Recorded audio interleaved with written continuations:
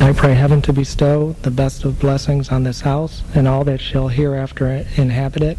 May none but honest and wise men ever rule under this roof. Welcome to Visions, a series of visits to almost everywhere. I'm your host and fellow traveler, Herb Malsman. This week on Visions, we're back in Washington, D.C. to continue our private tour of the White House. Our guides are White House curator Betty Monkman and Secret Service agent Jeff Bowman. Let's return now to Betty, Jeff, and the White House. Here we go. During our congressional guided tours in the morning, we encourage all of our tour officers to wrap the tour up with that prayer. It gives a deeper meaning to the whole experience here at the White House. So this is not an end today. This is sort of not a beginning, but we're kind of midpoint. But this is where the tour is finished up right here. Correct. I think it's well done. It's a nice way to go with it. Okay, so let's. I guess I'm just looking. Could I just say something too in regard to the Adams? Abigail Adams came a few weeks later, as Officer Bowman has said. But next year, in the year 2000, will be the 200th anniversary of them moving into the White House in November of the year 2000. So we're going to be having, the White House Historical Association is going to be having a symposium, and there are going to be many events here and around the country commemorating that event.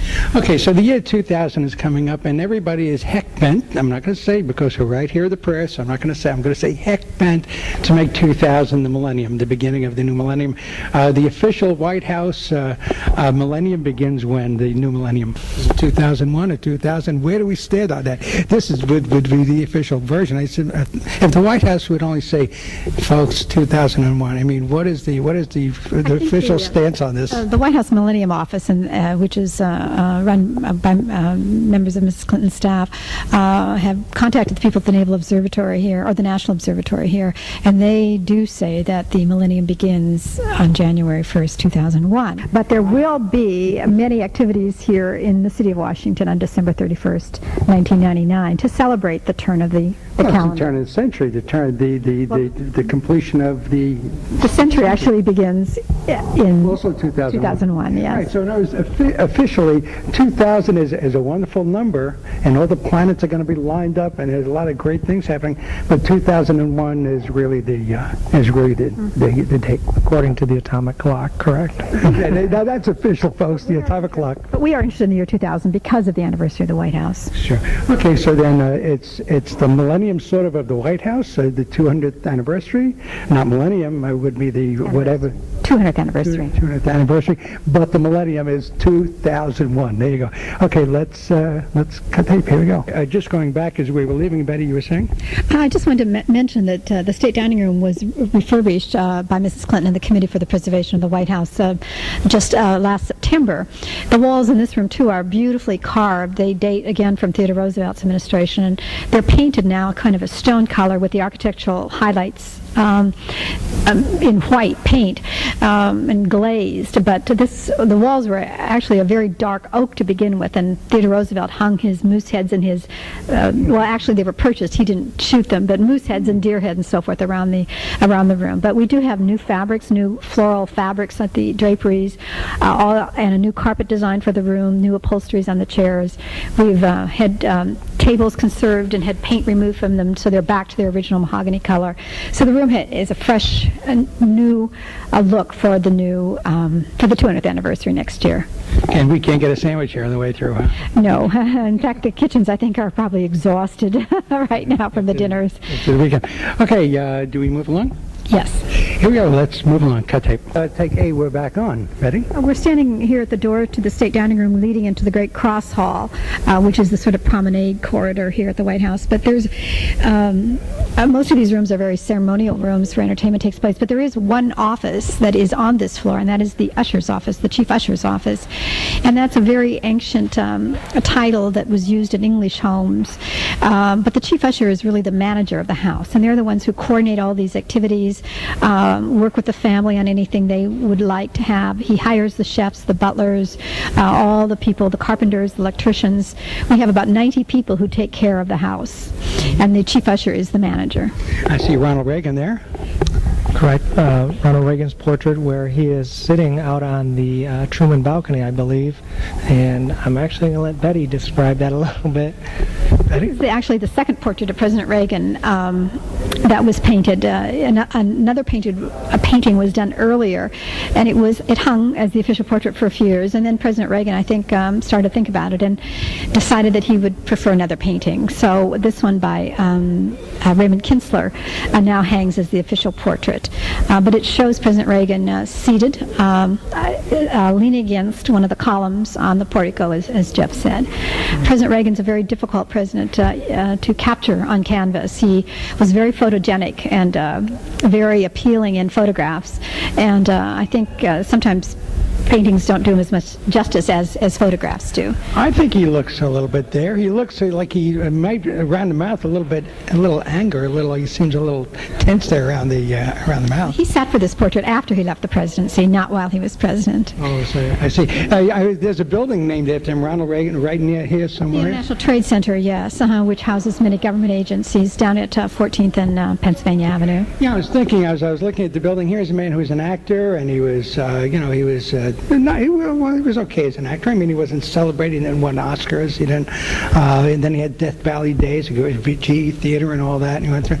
But here he becomes president, and now airports, and there's Mount Rushmore. There was a move to put him on Mount Rushmore for a while. But here he is. I mean, he's the man did some glorious things after GE Theater. Quite a career, yes, certainly. Quite a career. His name is throughout the and of course, state. I think he was an original. I might point out that I think in his early years he was a Democrat. We have a wonderful portrait of Franklin Roosevelt here. He was a Democrat. In his younger years, before the presidency took such a toll on him. Mm-hmm. A young man, graying, but certainly not looking as he did near the end.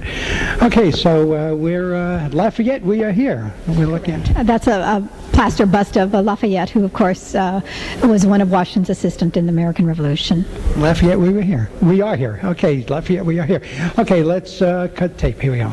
We're going downstairs now. And coming downstairs, we're going to be going to a couple of places, visiting a couple of spots that the regular tour doesn't touch on. So let's. I see Eisenhower. It looks like. Is that Eisenhower? And Churchill, yes. Eisenhower and Churchill. I was thinking Churchill, but yeah, sure, why not? We are standing in the ground floor corridor, which is directly below the state floor, and we do have two bronze busts of President Eisenhower and Winston Churchill, who was an honorary American citizen, and that bust was given by American friends of Winston Churchill. Wasn't his mother from Brooklyn, or? His mother was an American, yes. I think Brooklyn. Yes, perhaps. Yeah, I think Brooklyn. I'm from Brooklyn. There you go. I think maybe Jeff could say a little bit about this corridor. We are standing in the ground floor corridor, and this corridor is 168 feet long, connects the east wing of the White House to the west wing of the White House. It's also nicknamed the Hallway of the First Ladies because of the portraits that are on display here on the ground floor corridor. I see Rosalind Carter here. Correct, Rosalind Carter. Our most recent portrait of our First Lady is a little bit further down the hallway, Mrs. Barbara Pierce Bush. Mm-hmm. And I believe we have Mrs. Ford off to our left. Okay, Mrs. Ford is here. The only non-elected president we had. President Ford, correct. And his portrait is upstairs outside the East Room. Right. Okay, but he still gets his portrait. So this is the corridor of First Ladies. The ground floor corridor, which, yes, is in which we hang many of the more contemporary First Lady portraits. This is a beautiful room we're coming into right now. Are we going in here? I see the presidential seal, the President of the United States, seal of the President of the United States. We're walking in. I'm coming in for. This is a. Oh, here we go. Here we go, Jeff. This seal is actually the seal of the President of the United States prior to the ending of World War II, and the difference between this seal and the current seal is the eagle's head. In this seal, the eagle's head is pointed towards the left claw, which clutches arrows. At that time, it was to show that we were a nation that would defend our democracy and our way of life. Well, because of the death and devastation of World War II, President Truman, feeling that we shouldn't be known as such a country so ready to fight, had the seal changed. So now that the eagle's head points towards the right claw, which clutches an olive branch, to show that we are a nation seeking peace. So this is the original seal then. This is the old seal, yes. And in fact, it was up in the floor in the entrance hall. And when during the Truman invasion, President Truman had it removed and put above the door because he didn't feel people should walk on the seal of the president. Right. Okay, moving into a really nice, this is right now for the mural. I mean, this is my favorite room. I could get comfortable right in here. This is a beautiful room. Let's paint a picture. This is the diplomatic reception room. Its name derives from its use throughout this century when ambassadors who come to present their credentials to the president come through this entrance. But it is an entrance an exit for the family as they come and go to either get in their limousines or on their helicopter or for events on the South Lawn. The murals are? This is actually a wallpaper, not a mural, but it's a wallpaper that was printed in France in the 1830s on wood blocks, and it's called Scenic America. And it shows scenes of America in the time of Andrew Jackson. We have Niagara Falls, the Natural Bridge of Virginia, the Port of Boston, the parade grounds at West Point, a view of New York Harbor from the New Jersey shore. And the paper is still being printed in France today by the company, the Zuber Company, who made the paper in the 1830s. The carpeting is great. The area, I guess this would be an area rug, but it's beautiful. This is a custom designed carpet made by a company on Long Island in New York for us, and it incorporates in the inner border of the carpet. It's a blue and gold carpet, but it has the seals of each of the 50 states, as well as the District of Columbia in one of the borders. Okay, let's say we add another state. I mean, Puerto Rico. Let's say it gained its statehood. What happens to this rug? Well, I think we'd have carpet. I think we would probably have a new carpet made. Mm-hmm. Okay, what about sizes here? Give us the shape and size of this room. Again, this is another oval-shaped room. We're directly below the blue room, and these oval-shaped rooms that are inside the White House are just a little bit smaller than the President's Oval Office. If I can add one interesting thing about this rug or carpet here in the room, there's only two words in the whole carpet. The words "Hope" and "Arkansas." For the state of Rhode Island, the state seal contains the word "Hope" in it, and for the state seal of the state of Arkansas, it contains the word "Arkansas." Very fitting for President Clinton being from Hope, Arkansas.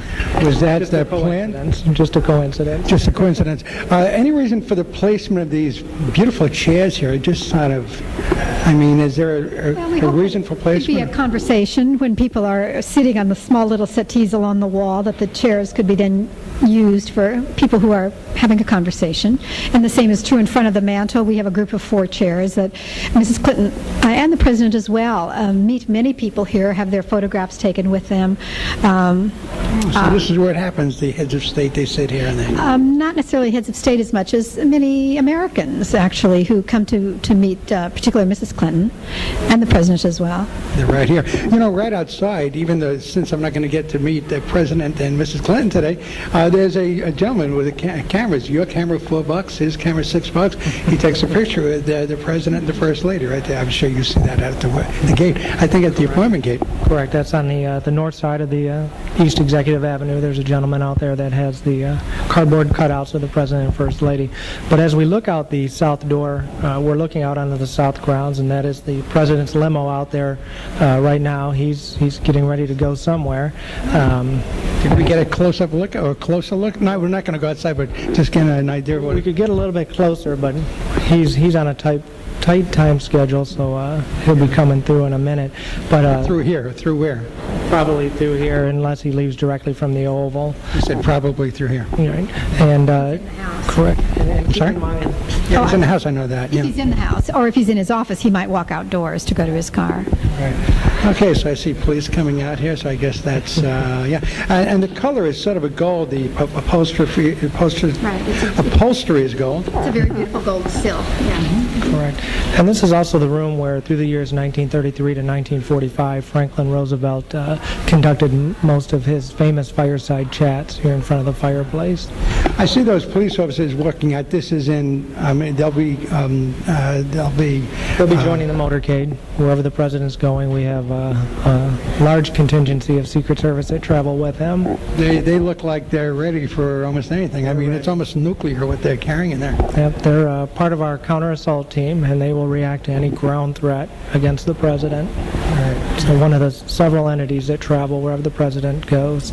think the president's probably going to one of the local hotels to address a group or something like that today, which are rather frequent things that he does. Very exciting. Okay, so where are we going now? We're going to love this right here. We're going to be looking at some dishes and silver and platters and plates, and I'll try to pick out the plate that Jacqueline Kennedy, didn't she design something? We call this the China Room, and actually Mrs. Kennedy was one of the few first ladies who did not select a pattern. They weren't here. I think perhaps they were discussions, but no china was made during the Kennedy administration for the White House. She did select a very simple glassware pattern that was made in West Virginia. Very simple. It has no etchings or carving at all on it, but it's called the President's House, and it continues to be used here for official dinners. So I was seeing, it looks like probably for a 12, about 16 or 20 different types of plate, maybe more, different borders. There are eagles, and I'm looking at the eagles, and the eagles have the old seal. I mean, these plates have the old seal. The one that you're looking at right now was ordered by President Wilson during World War I, so that would have the old seal on it. But if you looked at the service ordered by President and Mrs. Reagan in the early 80s, there they it would is. have the new seal. Yeah, they have the seal there. Right now, the service ordered by Mrs. Reagan in the early 80s is the largest service that we have, and the one used for most of the state dinners, although there's enough of other presidents. The Johnson service, which has a border of wildflowers that Mrs. Johnson was so fond of. Okay, so I'm looking at President John F. Kennedy, 1961-63, part of the service, the glasses and the dishes or whatever. Do they get to pick something that they want? I mean, is it in stock and they say, okay, this is what I'll take, or do they? And in your case, you say she didn't create it. How do they? Is this? They go into a store and say, well, I like this one. Mrs. Kennedy, in selecting that glassware, wanted to, in the early 60s, support the West Virginia glass industry, and so she looked at some samples from factories in West Virginia and selected one that was made. Unfortunately, all those factories have now gone out of business, so they're not available. But the china is all custom made for the White House, custom designed and custom made. Mrs. Reagan, again, as Jeff said, in the Red Room, loved red, so she has a red and gold borders on her china. Mrs. Clinton has reordered some of the Wilson service, which is a beautiful cobalt blue and gold, and also some of the pieces from the FDR service, which is a cream-colored. And since World War I, all of the services have been made in New Jersey by the Lennox Company, with the exception of the Johnson service. So she came in and said, I like this right here, so I'm going to go with some of this. these early services, there weren't enough pieces that were either ordered or left because of breakage, so they couldn't serve a large dinner on what was now here from the time of World War I. So the company then made the service plates, the base plates, so that they could have enough to use for a large dinner. And what are we looking at? This is mostly a silver. We're away from the plates. Right. Much of the silver dates from, again, the early 19th century, from James Monroe and Andrew Jackson bought beautiful silver. And we try and show examples of all the various glass services, the Lincoln glass, the Harrison glass. They show different types and styles of glass. But one thing that all of the china, the official services have, as well as the glassware, is an eagle taken from either the Great Seal of the United States or the Presidential Seal. Now the public doesn't come down here, so what we're looking at right now basically is for the visitors, state visitors, to come in and sort of tour. So it's not for the public what we're saying right now. Well, correct, except for our congressional guided tours, which you would get tickets either from your congressman's office, which this time of year they're looking at least a 6 months advance notice, or if you're invited by one of the offices of the president.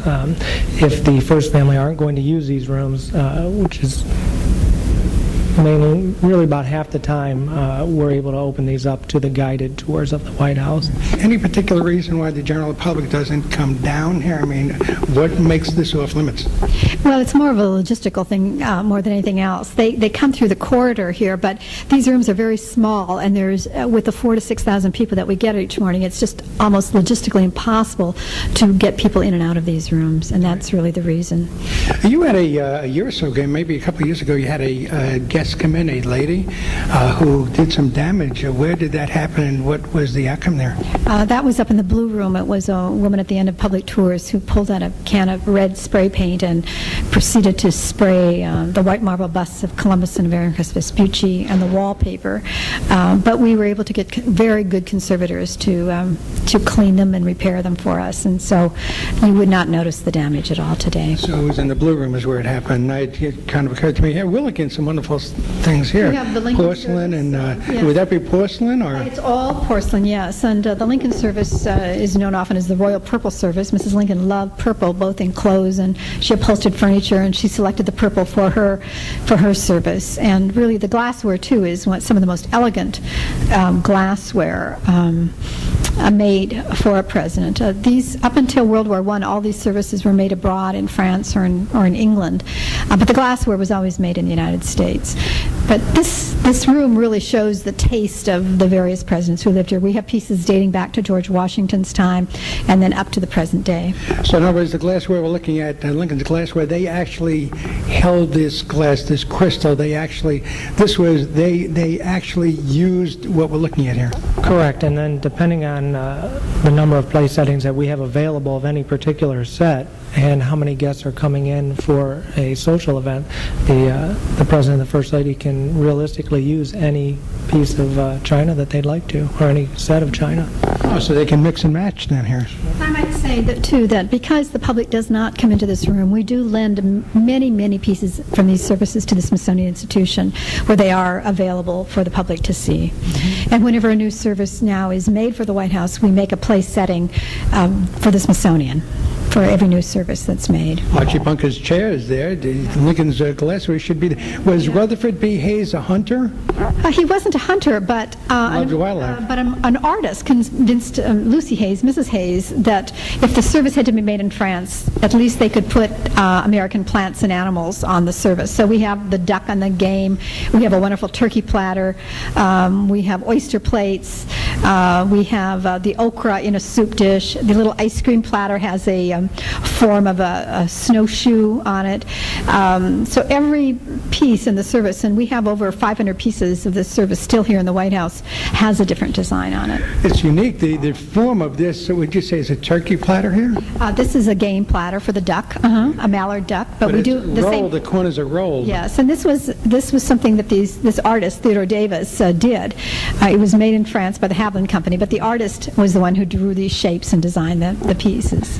Betty, if you were elected president tomorrow, or First Lady, it can go either way, where you came down here and you were asked to pick out what you like, find your favorite. What's your favorite here? Well, I am very fond of the service that President and Mrs. Polk ordered, which particularly many of these services had a dinner service and a dessert service, and the Polk dessert service has an apple green border, and then in the center of each plate are wonderful hand-painted images of American flowers, the daffodils, the roses, the peonies, and so forth. And then in the border is also the shield from the Great Seal of the United States, and I think it's a very, very beautiful service. It's beautiful. I see a broken dish over here. President Millard Fillmore's dish is broken. Some of these have come to us from families. Not every president has ordered an official service, and in order to have a president represented, we have received these things back from families and descendants. And even today, things get broken, unfortunately, and they're very fragile things, porcelain. Jeff, if you were elected president tomorrow and you were forced to come in here and they had you in blindfold and they said, okay, quick, pick a pattern, what do you go for? Or do you leave it up to the missus? Well, I would probably pick the Lincoln purple and gold china. To me, that's very presidential in my view. Plus, I think that the colors are beautiful, as well as the representation of the American eagle on the Lincoln china, the gold china. He also had the yellow or mustard china, which was more for everyday use. Point, and he was a wartime president, Civil War. His eagle is facing the olive branch. Well, they really didn't have a presidential seal when Lincoln was president, so this eagle is taken from the Great Seal of the United States, from the arms of the United States, which is housed at the State Department. But he is facing the olive branch. The olive branch, that's correct. Well, Lincoln was a man of peace. Even though he turned out the way it did, he was a man of centerpiece. Okay, so what else in this room should we be looking at now? I'm Maddie? interested in this wonderful portrait of Mrs. Calvin Coolidge. With Doggy. With one of her she had two white collie dogs here, and this is Rob Roy, one of them. But this is a very large, tall painting of her. She's painted in a long red velvet dress, standing with the White House in the background and her white collie dog near her. And what about these chairs, the significance of these chairs These here? chairs are very important. We don't have many things associated with George Washington, but these two chairs, they're made in the 18th century. They're side chairs, and they were actually in President Washington's home in New York when he was president. So they are very important in terms of their use by Washington in another president's house. Secret Service, do anybody ever sit down on these things? I mean, what happens if somebody sits in one of these? Not in these two chairs. The what? Not in these two chairs. These chairs are not to be, no Most of seating. the other furniture is used, but these two chairs in particular, we try to keep everybody off of them. What is the one thing people want to do when they? What is the most popular site when tourists come in? What do people want to see the most? Probably the Lincoln bedroom, which unfortunately they don't get a chance to see. But more guests are interested in either the East Room or the State Dining Room, probably because they've seen that on television more than anything. The movie The American President really highlighted state dinners here at the White House, and I think we probably get more viewers on C-SPAN now when we have state dinners. Can we get into the Lincoln bedroom, please? It's on the family floor, and unfortunately, we cannot go up there today. I can come back tomorrow. On a little secret, in the Secret Service, we only go up there on a need-be basis. So it's a private area for them to relax and be themselves. Is there a corridor down below for golf carts to come through, and is that happening here? That's I know the Capitol has that. We Does the Capitol don't have subways or underground tunnels between the buildings, no. No secret passages from way back when, 200 years ago? No secret passages? Even the president has to walk outdoors along a colonnade to go to the West Wing to his office, so there are no, and most of his staff is in the executive office building next to that, and everyone has to walk outdoors to get to those spaces. Right. Okay, so let's move along. And what is the name of this room, you said? The China Room, or as the movie The American President said, the Dish Room. Dish room, where all the dish right here. Okay, so let's move along. You listen to Divisions, a series of visits to almost everywhere. You know by now, we're at the White House, Washington, D.C., April 26, 1999. If your computer didn't work today, blame it on the 13th anniversary of Chernobyl, and I hope they catch every time they catch somebody giving out a virus, they're going to give them 40, 50 years, but people continue doing it. I think we have secure computers here in the White House. We're not too concerned about that. Are you Y2K adapted now? Yes, we are, and we also are protected from the internet. Really, we have a select few computers that are able to download anything off the internet. Most of ours are in-house computers. Can I email you from home? I don't know that you can do that. You can email certain offices in the White House, like the White House Visitor's Office. I think you can email. There is an email address for the president to get correspondence and so forth through the email, and Mrs. Clinton as well. But many other offices do not have email from outdoor, internally email, but not out of the complex. We are in what room now? Very homey in here. Lots of books, and are they? I wonder if they're all read, or where are we now? This is the White House Library, and when the home first opened in 1800, again, this was the basement level, which was an unfinished level, and it was very cold, very damp down here. And back then, the rooms had number designations, and this room was numbered room 17, and it was used as a laundry room all the way up until about 1902, when Theodore Roosevelt converted it into a gentleman's smoking room or parlor. And then in 1937, his cousin Franklin Roosevelt converted it into the White House Library. Still used as a library, over 2,700 volumes of American literature that are cataloged and maintained by the Library of Congress. Many presidents since Franklin Roosevelt have come down here and read. I know personally during the Persian Gulf War, President Bush was down here just about every night selecting books and reading just to occupy his time. President Clinton big reader, would have either come down and select books or have books taken up to the residence. Chelsea, when she was here before going away to college, always down here reading. Where would they read here? I see the settee. Is that a couch or a There's chair? a desk that they can sit at and read, but also they can take books up to the private quarters. Many of these books are biographies of the presidents, histories of the United States. So I think, from what Jeff was saying, there are books in here that would be of inspiration, shall we say, to many of the residents here, but also good reference books as well. The speechwriters use many of these books. And as he said, President Clinton and Ms. Clinton both are avid readers, and there are many, many books that belong to them personally up in their private quarters as well. Did they take them home with them, or did they leave them for the next administration? Most of the books upstairs in their private quarters are those that they brought with them or have been given to them while they're here. So those will all leave at the end of administration. These will remain for the next administration. You said George Bush would come down here and read to just get away from it all. His eye of the storm would be in this room, I guess, to just kind of take his mind off things. This is the first room I've seen that has a dark appearance to it. It's not as bright, and I know it's downstairs and all that, but it's sort of, there's a gray. Whoop! It just got darker. The walls are, oh, there you go. It's brighter now, but it's still a darker feel to the room. I pray heaven to bestow the best of blessings on this house and all that shall hereafter inhabit it.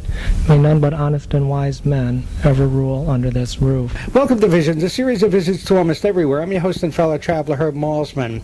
This week on Visions, we're back in Washington, D.C. to continue our private tour of the White House. Our guides are White House curator Betty Monkman and Secret Service agent Jeff Bowman. Let's return now to Betty, Jeff, and the White House. Here we go. During our congressional guided tours in the morning, we encourage all of our tour officers to wrap the tour up with that prayer. It gives a deeper meaning to the whole experience here at the White House.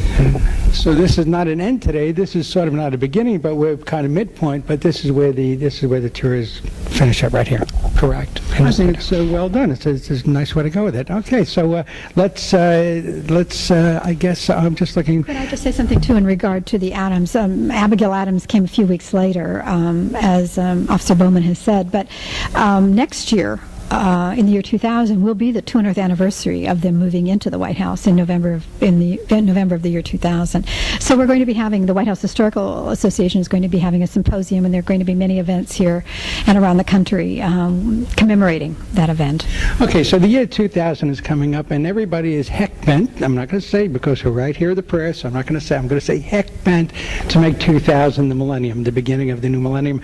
The official White House millennium begins when the new millennium, 2001 or 2000. Where do we stand on that? This would be the official version. I said, if the White House would only say, folks, 2001. I mean, what is the official stance on this? The White House Millennium Office, which is run by members of Mrs. Clinton's staff, have contacted the people at the Naval Observatory here, or the National Observatory here, and they do say that the millennium begins on January 1st, 2001. But there will be many activities here in the city of Washington on December 31st, 1999, to celebrate the turn of the calendar. The turn of the century, the completion of the... The century actually begins in also 2001. Yes. Right, so in other words, officially, 2000 is a wonderful number, and all the planets are going to be lined up, and there's a lot of great things happening, but 2001 is really the date. According to the atomic clock, correct? Yeah, now that's official, folks, the atomic clock. But we are interested in the year 2000 because of the anniversary of the White House. Sure. Okay, so then it's the millennium sort of the White House, the 200th anniversary. Not millennium, it would be the whatever. 200th anniversary. 200th anniversary, but the millennium is 2001. There you go. Okay, let's cut tape. Here we go. Just going back as we were leaving, Betty, you were saying? I just wanted to mention that the State Dining Room was refurbished by Mrs. Clinton and the Committee for the Preservation of the White House just last September. The walls in this room, too, are beautifully carved. They date, again, from Theodore Roosevelt's administration, and they're painted now kind of a stone color with the architectural highlights in white paint and glazed, but the walls were actually a very dark oak to begin with, and Theodore Roosevelt hung his moose heads and his, well, actually there was all the people, the carpenters, the electricians. We have about 90 people who take care of the house, and the chief usher is the manager. I see Ronald Reagan there. Correct. Ronald Reagan's portrait, where he is sitting out on the Truman balcony, I believe. And I'm actually going to let Betty describe that a little bit. Betty? This is actually the second portrait of President Reagan that was painted. Another painting was done earlier, and it hung as the official portrait for a few years. And then President Reagan, I think, started to think about it and decided that he would prefer another painting. So this one by Raymond Kinsler now hangs as the official portrait. But it shows President Reagan seated, leaning against one of the columns on the portico, as Jeff said.